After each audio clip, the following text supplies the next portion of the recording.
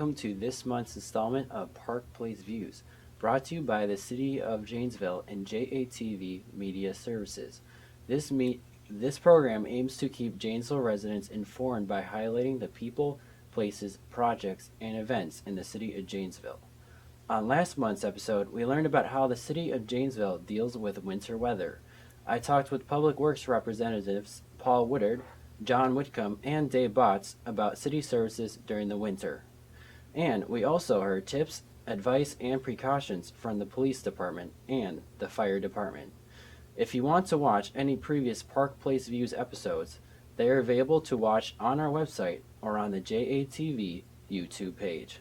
On this month's episode, I'll be talking with City Manager Mark Freitag to learn about his perspective 2 years into the job. I am now joined by Mark Freitag. Welcome, Mark. Good afternoon, Andrew. Great to be here. Thanks for being with us. Mark has served as Janesville's city manager since December 2013. Prior to his position, he had a 25-year career in the United States Army and served as a colonel at the end of his career. Mark was the garrison commander at Fort Hood, Texas from 2010 to 2012 and finished his Army career as Deputy Commander of the U.S. Army, Alaska. So, Mark, I've talked a little bit about your history. Can you tell us some more about yourself? Yeah, as many folks here in Janesville already know, I grew up in an Army family. My dad was a career Army officer, and we moved around from place to place over my first 18 years. But interestingly, those 18 years we had 11 moves. And so, spent a little bit of time here, a little bit of time here, and we just kept on going. And so a very, I won't say unstable, but certainly a busy childhood as we moved from state to state, Army post to Army post. After I was 18, applied to and went to the United States Military Academy at West Point, spent 4 years there, and then was commissioned in 1988. And sent off to my first duty station, which was Fort Bliss, Texas, which is adjacent to El Paso, Texas. So West Texas, American Southwest, and that's where I met and married my wife, Patty, and we started a family, and so it was great from that point forward together for a 25-year Army career. Again, interestingly, we've moved 14 times. And so a lot of movement over that that 25-year career, and frankly, it's been good. We like the lifestyle. We liked moving around. We did a tour overseas in Germany, and I've had 3 combat deployments, so sometimes separated. But finally we've arrived here in Janesville. We're excited about putting in some roots into the community and hope we can stay here a very long time. Okay, so some great things to know.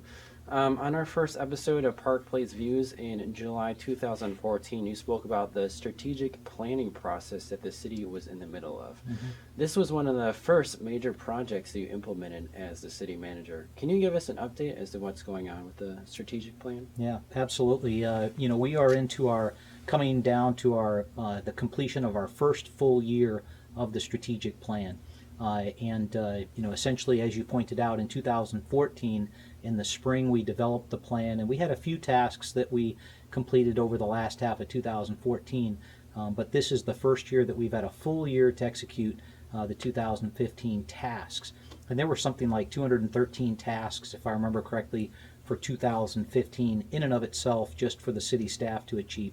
And what I think you'll see is that my take on the strategic plan is that it's certainly a framework, it's a guideline, but it's not a black and white must be done right now this year. And so what we've discovered is that in municipal government, things change each and every day, and sometimes we may have certainly tasks we want to accomplish over the course of the year, but the environment changes and we need to adjust. And so some of those tasks have been deferred to 2016 or later, either because of a lack of resources, money, or people, or frankly just time.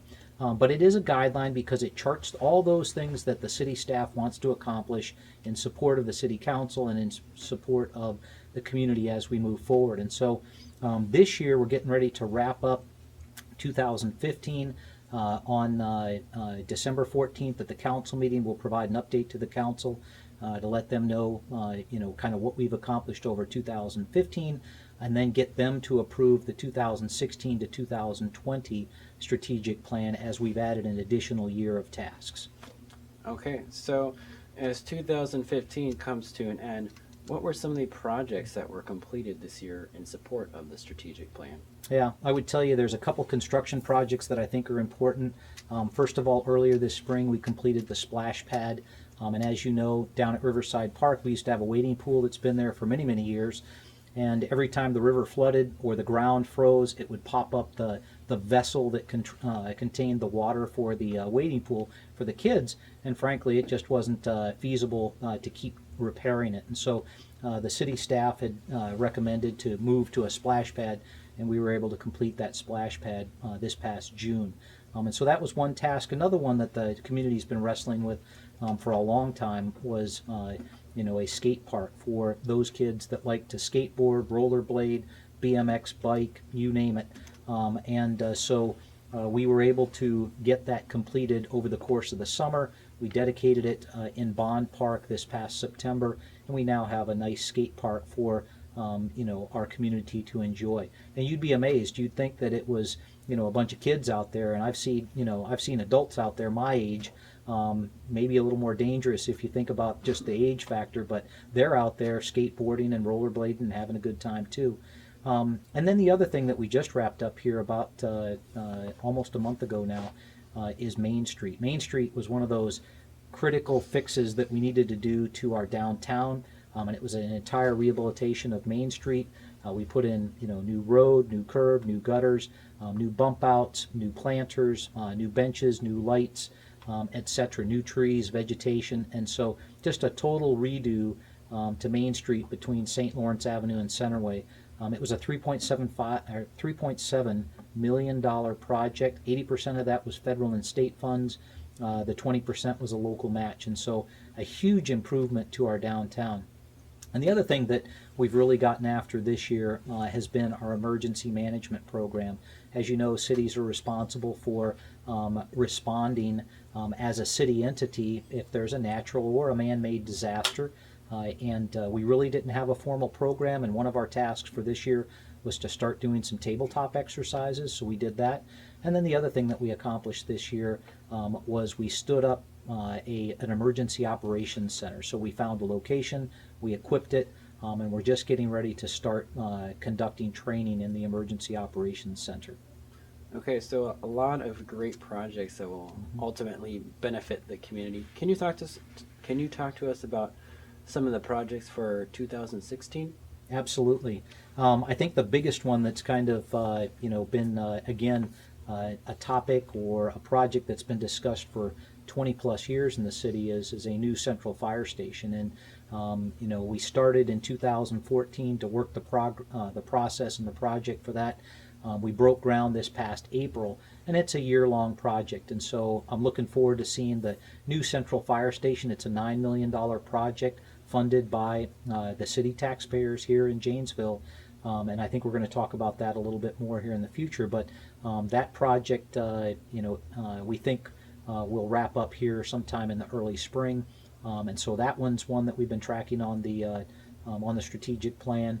Some other things is we've talked about in the downtown removing that parking plaza that straddles the Rock River and sits between Court Street and Milwaukee Streets. And so, the DNR has told us you can't repair it, needs to come out. And so 2016 was the target year for that. And that project will really span 2 calendar years, between late fall next year and early winter in 2017, just because that's the best time of year to do that project. So that's happening. And then on the people side, something that we're really looking at how we can leverage resources and get the most out of our city staff, but also our community members, is we want to make sure that we formalize our volunteer program. We have countless numbers of volunteers that help the city in various capacities, and we think that we can probably get more interested to help out and to leverage some of that labor. An example is our police department has started a program where we have volunteers that are assisting the detective bureau in reviewing video footage, listening to tapes, things like that, keeping up with some of the tracking of all of the case files. And that's just a start. And I think that there are lots of other places across the city that will be able to utilize volunteers, because this is an extremely generous community, and frankly people are always asking how they can help contribute, and volunteering for the city is certainly one of those ways that they can contribute. And then I think one of the things that the city that I'm very interested in, and that I want the city to be able to focus on, is how do we measure ourselves in the city? And we've talked about in 2015 and then continuing into 16 establishing a performance measurement system.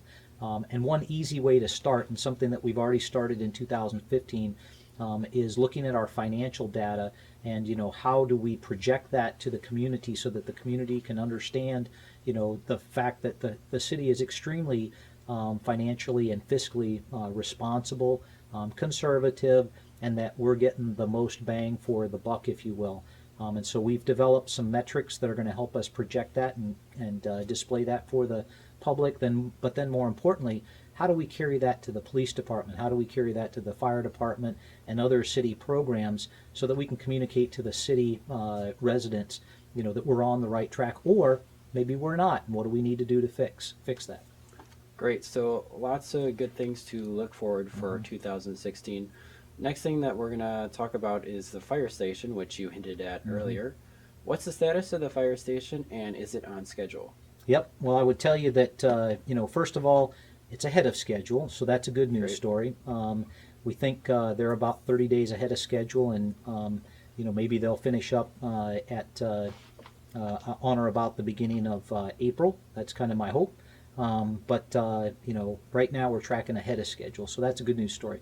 But frankly, I drive by the fire station every night on my way home, and it's wonderful to see it go up and the finishing touches being put on the outside. The goal is, to get it entirely enclosed, the structure enclosed, before the weather gets too bad this winter, so that they can focus on the interior. And so as I've been going by every night, the neat thing that you've been able to see here recently are all the garage doors that are, bright fire engine red going up. And so as I understand it, and I'll check tonight on the way home, the exterior construction fence is supposed to be collapsed inward so that people can start using the sidewalk to get around the fire station, because right now it's impassable because of the construction fence. So things are ahead of schedule. It's daily. Something changes there each and every day. It's exciting to watch. Cool. So I drive by that on my way home from work too, and I've been seeing all the improvements and everything Yep. going forward. So it's nice to see that. What did the fire station end up costing, and is it on budget? Yep. It is so far right on budget, and so it was a $9 million project, but that $9 million project covered, some various things. First of all, it covered the land acquisition, because if you know where this current central fire station is, very, very small, built over 50 years ago. This fire station and the needs of the fire department are so much greater, so this fire station is much larger than the old fire station. And frankly, we had to work in 2014 to acquire 12 homes, and then to relocate those families out of those 12 homes. And so land acquisition and then relocation costs for those families was a big chunk of that $9 million, and then the rest of it is for construction and then the things that go into the fire station, like all the furniture and equipment, that which can't be moved simply from point A to point B. Okay. What new features will be in the new fire station? Yeah, I think bottom line is a lot more space. The vehicles are stacked on top of each other, and you actually, in the current fire station, and in order to get vehicles out, you got to move and jockey vehicles in order to get the right vehicle out. And that, when it's a crisis event, that's probably not a good solution. So key point is more garage space, certainly. But then when you talk about the garage area itself, one of the things in this environment that's so important is they've put in a heating system in the floor, so that when you bring your vehicle back into the garage and it melts, all that ice and water doesn't end up freezing on the ground and making it, one, a place that's dangerous, but two, gets that off the vehicles so that the vehicles are ready to respond. Because frankly, having a fire truck that's got water in it and it freezes, not going to be much use at the point of the fire. So having that heated floor in there is huge. And then the other thing is that in our current central fire station, we don't have separate rooms for our male and female firefighters. And so the new facility will have separate rooms for those individual firefighters, so that as they come on for their 24-hour shift, they have a room that becomes theirs for the day. They store their equipment there, their gear there, and when they're not responding to a fire, conducting training or maintenance, they have a place to go, have some privacy. And so that's a huge improvement, quality of life issue for those firefighters. Okay, so recently residents were given an opportunity to tour the new fire station. Is there going to be another opportunity for them to do that coming up? Yes. First of all, I was able to go through the tour and had a great tour with the tour guides back on, I think it was October 10th, but we're scheduled for another construction tour, and that's for January 9th, and it's from 8 to 11 in the morning. And it's a Saturday, and if you want to, participate just like this last time, it's by appointment, set it up, tell us when you're coming and when you're going to be there. And frankly, if people show up at the last minute and want to take a tour, we'll make sure that we get them in anyways. But it was a great event. The first one was kind of focused on, the exterior and all the big, changes that were happening in the fire station. This one, because it will be enclosed and they'll be doing some of the refinishing and refining touches on the inside and the interior, people will really get a better appreciation for what the interior will look like. And so really excited about that. Again, it's January 9th from 8 to 11. Okay, so we're going to now transition into economic development. Let's first talk about some of the new businesses that are coming to Janesville. What are some of the new commercial businesses that are calling or will soon call Janesville home? Yep, well, I will tell you, it's an exciting time to be in Janesville because there's lots of new businesses coming to Janesville. There's construction happening across the town. And so, as a city manager who is very interested in seeing growth and prosperity, it's encouraging to me to see all the good things that are happening in Janesville. But I would say, most notably is on our main commercial intersection of Humes Road and Milton Avenue. We have the new Festival Foods grocery store that went in.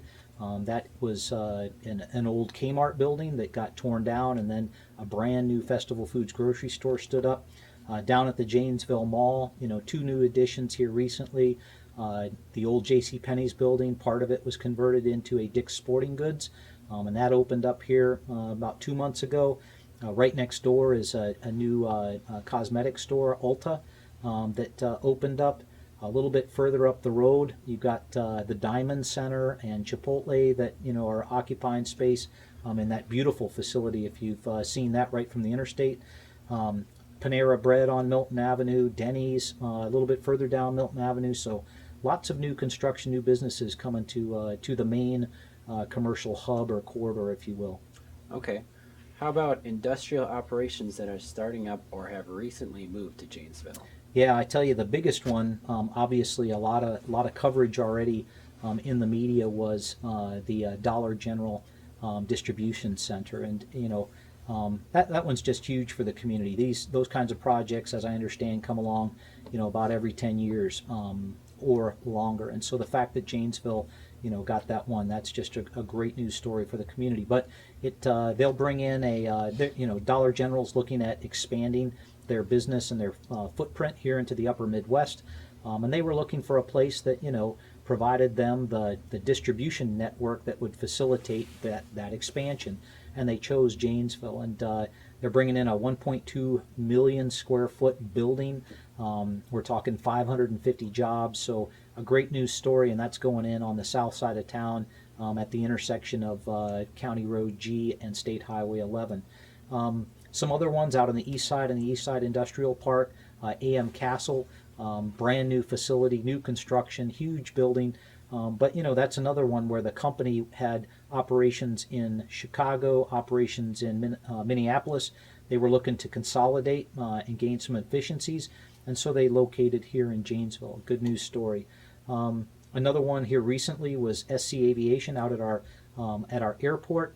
SC Aviation's already there, and they see an opportunity to expand. They're looking at a $30 million expansion.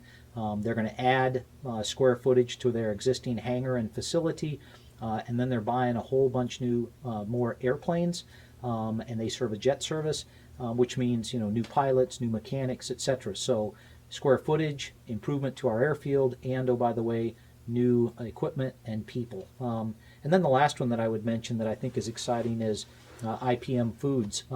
We had a developer that decided to build what's called a spec building, speculative building, meaning you build the building and you leave it kind of in its vanilla shape, square, four walls, and a floor and a roof, and then you go out looking for a tenant to come in and use it. And so this company BLM that works here in the area, built the building and did it on with a TIF deal with the city, and they found a tenant, and that's IPM Foods, and so they're going to be moving into that facility here in the next couple months. And so again, great news story. Those are just four examples of many that are happening right now in Janesville. Okay, so you talked a lot about Dollar General. Mm-hmm. Why did they ultimately decide to come to Janesville? Yeah, location, location, location, and I think that kind of sums it up. As I said previously, they were looking to expand into the upper Midwest, and so the road network is so important. And what they saw, on this site in our certified industrial site, TIF 35, was easy and quick access to an interstate system that can get you north, south, east, and west very, very quickly. And so, very, very conducive to how they needed to be able to operate. So location was so important.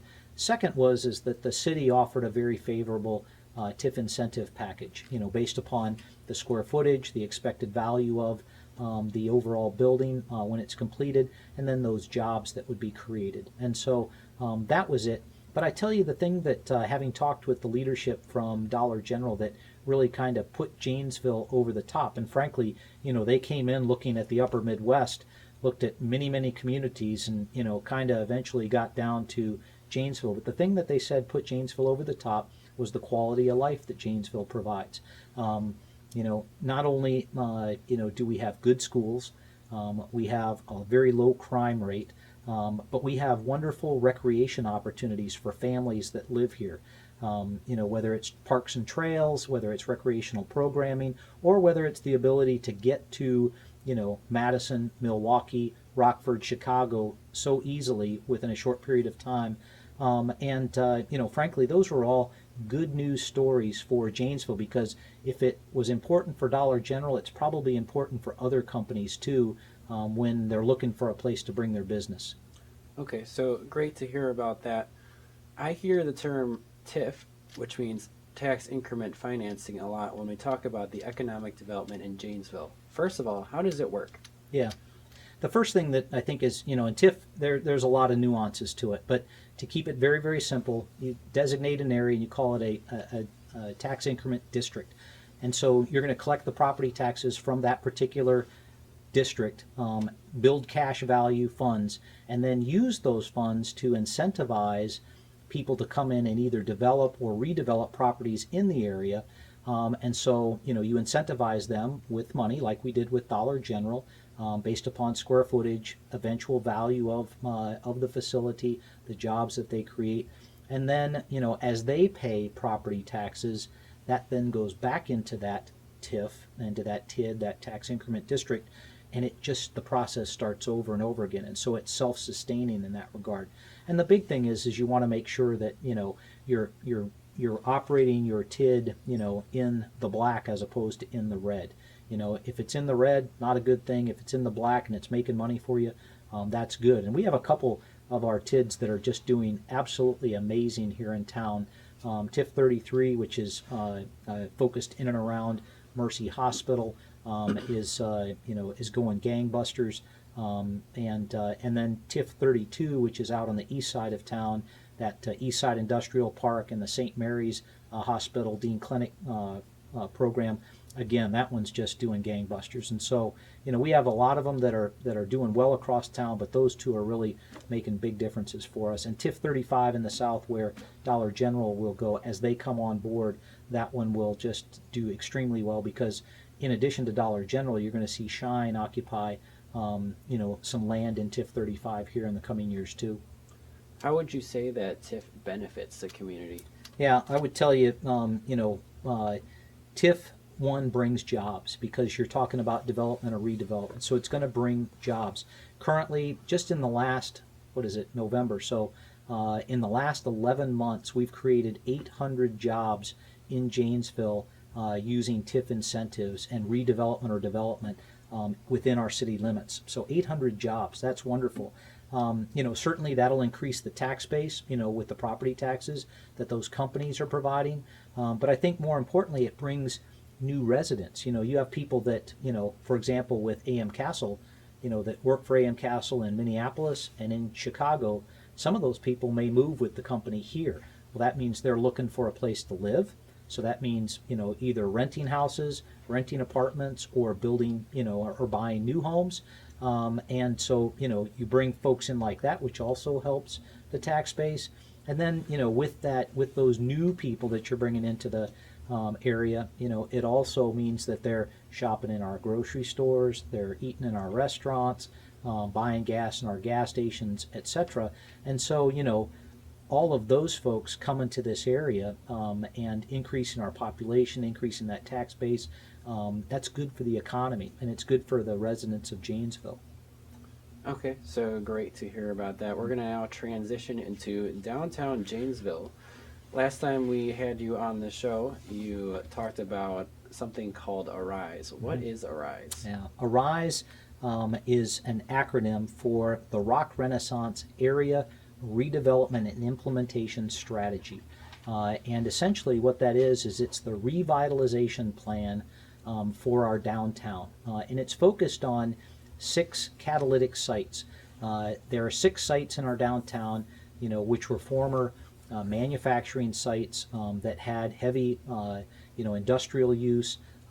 They may or may not have environmental issues, and so what we want to do is we want to see those improved and then redeveloped, cleaned up if necessary, and then, as those improvements occur, we get a new face on our downtown. And so ARISE is really designed at revitalizing our downtown, and it's a subset of the larger comprehensive plan that the city manages as far as how our city grows over time. Okay, so as far as 2015 goes, what projects has the city started to go along with ARISE? Yeah, we've had a busy year over the last 11 months. First thing we did this summer is we were able to demolish 4 blighted properties in our downtown. And frankly, there are other ones that certainly could be candidates, but there were 4 that have been blighted for quite some time, and we were able to take those down because, frankly, when you roll into the downtown, you want it to be fresh, clean, exciting, and we have so much beautiful historic architecture in the downtown. We want to make sure that that's what we highlight, not the rundown building that was built 20, 30, 40, 50 years ago. So I think that was important that we got rid of those 4 blighted properties. We've also developed a plan to remove that parking plaza over the river. And as I said earlier, we think that we'll be able to do that next, about a year from now, next early winter, and carry over the new year into the winter of 2017, but probably a 90 to 120 day project. And that's really then, that's the first step that we're going to be able to do in the creation of what we call the town square, which is really the focus area for all things ARISE and all things for downtown revitalization. And the town square is a geographic area bounded by Main Street in the east, Milwaukee Street, on the west, on the north, River Street on the south, and then Court Street on the south. And so that square area becomes kind of the central focus point for all things that we want to do as far as events and activities and places where people can come walk and enjoy the river and go from there. And I think what that does is that that kind of complements what we've already done with Main Street this past year. So I talked about the Main Street rehabilitation. That was significant. And then we talked about TIF just a second ago. But one of the things that's happening off of the river but still in the downtown is we were able to do a TIF deal with a local business owner who wanted to do a renovation of the Grey Goose building, and that's an old industrial type warehouse, tobacco warehouse, gray, very looming, 4 levels high, kind of sitting back off of Centerway Avenue. And so he's doing a total, renovation of that building, and it will become, office and commercial business space. And so we're really excited about that. Great. So, if the community wanted to get involved with the downtown revitalization, how could they go about doing that?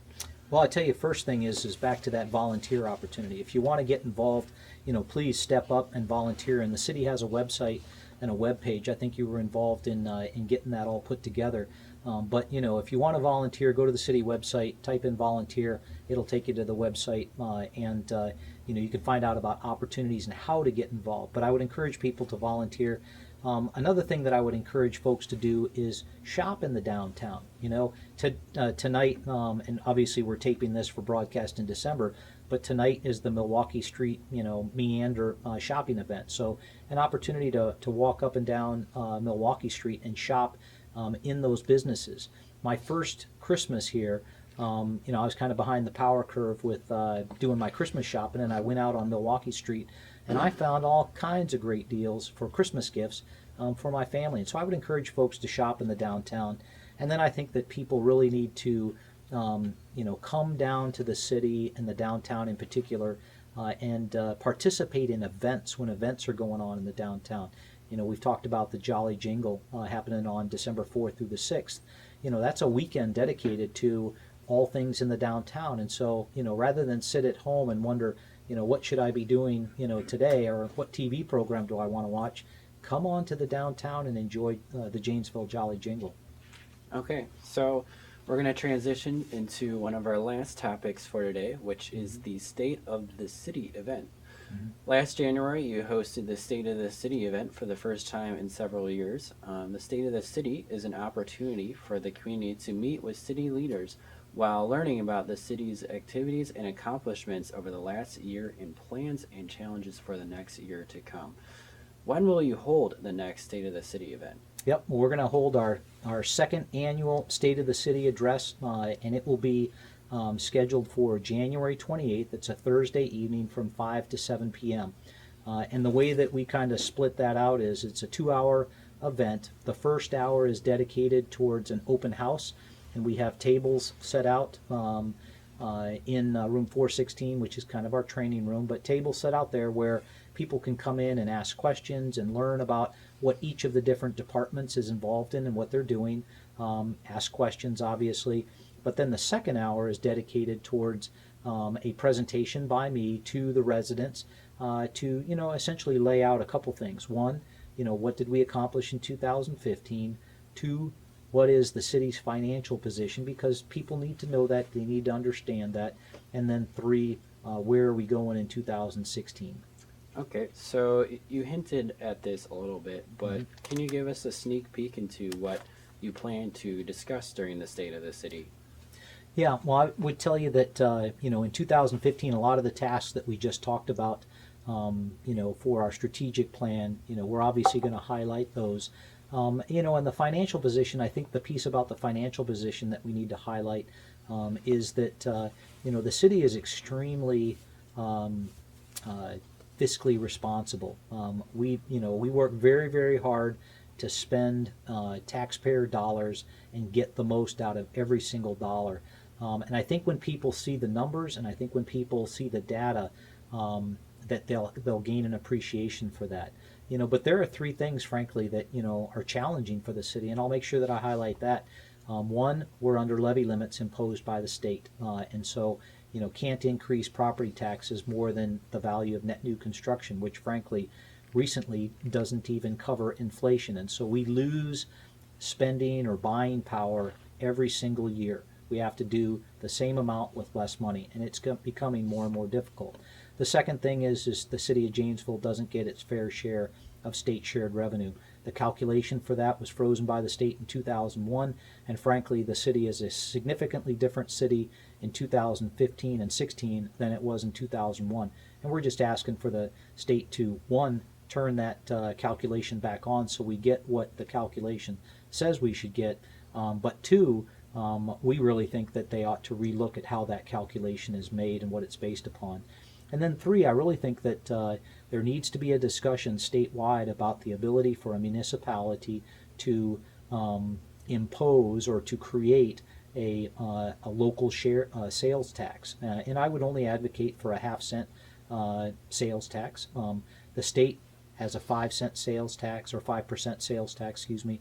The county gets a half-cent or half-percent sales tax, but municipalities are not allowed by state statute to impose a local sales tax. And I think that's a conversation that the community needs to have. If we run our numbers through our estimates, we would suggest that the city could receive $7 million in revenue, just with a 0.5% sales tax. That would pretty much solve all of our problems that we currently are facing, and would for the foreseeable future. And so, why are we limited or not allowed to do that? And so, I want to talk about that at the State of the City address. And then lastly, where are we going in 2016? And I think we're gonna get to that a little bit. But I think, frankly, the big thing that's going to happen in 2016 for the city is GM, and where do we go with GM? Okay, so some good information to find out at the State of the City event. Last up, I have a few random questions for you. Yeah. First of all, can you talk to us about a typical day for the city manager? Yeah, well, my day, starts at 7:30. That's the standard start time for City Hall, and so I'm in my office a little bit before 7:30, and it's a packed schedule, frankly, from 7:30 until 5 o'clock in the evening. I generally work through lunch, and spend my day in either meetings or the internal to the city, or out, meeting with people outside of the City Hall. And so just a packed schedule, and frankly, a lot of folks get frustrated because it's hard to get into the schedule. I try my darndest to make sure that we adjust and get people in, but it is a packed schedule. But at 5 o'clock, that's when the second half of the day starts, and that's reading emails and processing paperwork that's come through. And then frankly, a couple times a week I've got evening events that I end up going to. So a couple nights a week are consumed with some kind of evening event. A couple weeks ago there were 5 events, one per night. And so that makes for some late nights and some very long days. I'll tell you though that the one thing that I enjoy the most is on Monday afternoons, if the schedule permits, I do what's called city circulation, and I take the deputy city manager with me, and we go out and see city workers doing city functions around the city. We stop sometimes here at the library. We go down to the wastewater treatment plant. We visit the fire stations that are around the city, the ice arena, etc. But the intent is to go talk to city employees. And I look forward to that each and every week. I wish I could do it every day, but once a week, is really the target, and it's something I look forward to. Okay, so it seems like you're very busy with your schedule. Mm-hmm. Next up, do you feel like you've grown as a leader since you've been working in Janesville? Yeah, absolutely. I think I've learned this from the military, and that is, you don't become a leader and then just kind of live the status quo for the next 20 or 30 years. If you're not growing, if you're not adapting, if you're not changing, if you're not improving, then you're probably not the effective leader that the organization is looking for. And so I've absolutely grown. I would tell you that coming from a military environment to a civilian environment, from an Army environment to a municipal government environment, one of the things that I've learned is that decisions are more based around consensus and getting feedback and input than they were necessarily in the Army. Neither here nor there, not good or bad, just different. And so, how do you adjust your leadership style to work more towards consensus building as opposed to saying do this or do that? I would also offer that the military can be a little more draconian, a little more direct. And so I've had to learn to be a little more sensitive to people's feelings and to how I am perceived by employees or by citizens or other community leaders. And so I am aware and certainly sensitive to how I come across, and I want to make sure that people see me as being open and engaging, and I certainly want to make sure that they feel like I'm treating them with dignity and respect. And I would say the last thing that I've learned as a leader is I'm much more politically aware. I'm not a big fan of politics and gamesmanship and things like that, frankly, but I'm certainly have become much more aware of that and in tune with that as a leader here in Janesville. Okay, so what has surprised you about being the city manager? Yeah, I tell you that wasn't quite sure what kind of what kind of employees city employees would be when I got here. Were they going to come in and punch a clock and move on out, or were they really dedicated and committed? And I will tell you that I have been absolutely amazed, astounded, overwhelmed by the dedication of City of Janesville employees. They're professional, they're respectful, they have selfless service attitudes. They're focused on the customer. They give of themselves. They want to see this community and this city do well. And so if there's one thing that I was really, really just surprised with is the professionalism and dedication of our city employee group. Okay, so for my next question, you talked a little bit about this with your plans for 2016, but what are you planning to accomplish in the next 6 months on the job? Yeah, I think the big thing that the city is going to have to wrestle with and put their arms around is the future of GM. I really do. A lot of people focus on a rise in the downtown. A lot of people focus on roads. A lot of people focus on economic development and new business. But I think the GM problem set is so complex. I don't think we necessarily have an appreciation for the challenges that we're going to have to go through in the next 6 months as we figure out the way forward. Now, as of the time of this recording, we're still waiting on an official announcement from GM that the plant is going to stay open, closed, whatever. We assume that it will be closed based upon some information provided at the end of October. But the question's going to be is what does GM do with it? And what's the city's role in that? And frankly, that's a huge task. We're talking over 200 acres, over 4 million square feet of manufacturing facility under roof, and a whole lot of potential for that site. I mean, it's a complex problem set. Think about the infrastructure that's supporting that site. To begin with, it's rail served. We've built Ruther Way to be able to get vehicles from the GM site to the interstate very, very quickly and very easily. It's got its own pretreatment facility for wastewater. It's got a substation, electrical substation. I have no idea, but I imagine that the gas lines that are running in and out of that facility are, super oversized just because of the demand that GM placed on it. And so there's this enormous capability and potential to tap into, and we need to make sure we get that right. And that's going to happen in these next 6 months. You may not see the tangible results of that in 6 months, but you're certainly going to see the plan develop for how we move forward. And that's what I think the city is really going to have to invest in and focus on over these next 6 months. Okay, so since you've been the city manager, you've met with many residents, business leaders, and elected officials. What are some of the most common questions or topics that you hear about? I tell you, you get the full gamut, but they always start with, why don't we? And it it can go from why don't we provide this service to why don't we spend our money on this task, or why don't the city work crews do the following? But it's always why don't we?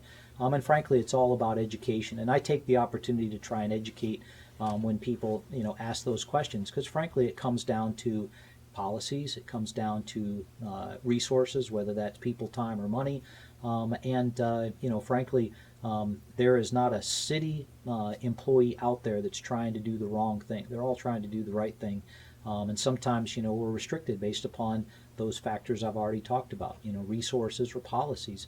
And so we work very, very hard, but I use those kinds of opportunities when people ask the question, why don't we, to try and educate and make sure that people understand why the city does the things that it does the way that it does. Okay, so last thing that I have for you today, wrap up rapid fire questions. So the Okay. way that these Okay. work is I ask you a question and then you say the first thing that comes to your mind. Yep. So first question for you is, what is your favorite thing about Janesville residents? Their warmth. Okay, next question. What is your favorite Janesville attraction to bring your family to? Splash pad. Last question. How do you spend a day off of work? What's that? Okay, well, thank you to Mark for taking the time out of his day to come give us an insight into being the city manager of Janesville. Tune into the next episode of Park Place Views, where we'll be reviewing the 2016 city budget so you can see where your tax dollars are being spent. If you, as an audience member, have any comments about this program or would like to see anything covered in it, please contact me. In addition to tuning into this program on a monthly basis, there are many ways to stay connected to the City of Janesville. You can like us on Facebook, follow us on Twitter, sign up for notifications from the police department on Nixle, and also subscribe to our email list. For Park Place Views and the City of Janesville, I'm Andrew Eppen. Thank you for watching, and we'll see you again next month.